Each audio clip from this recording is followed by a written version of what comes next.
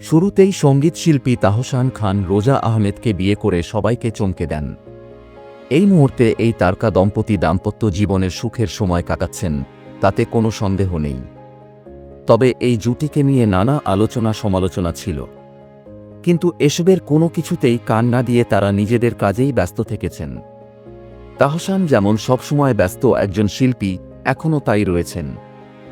সঙ্গীত অভিনয়ের পাশাপাশি বিভিন্ন সংস্থা ও শিক্ষকতার সঙ্গেও যুক্ত তিনি, তাই তার খ্যাতির পাশাপাশি ব্যস্ততাও অনেক বেশি।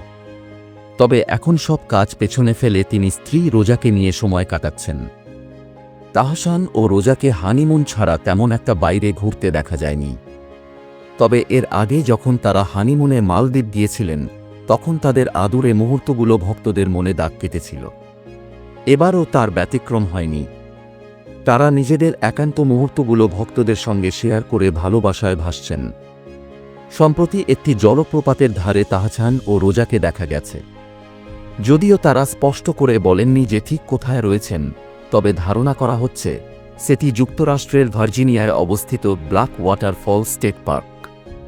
শুক্রবার মধ্যরাতে রোজা আহমেদ ফেসবুকে বেশ কিছু ছবি শেয়ার করেন। সেখানেই তাহসান ও রোজাকে একান্ত সময় কাটাতে দেখা যায়।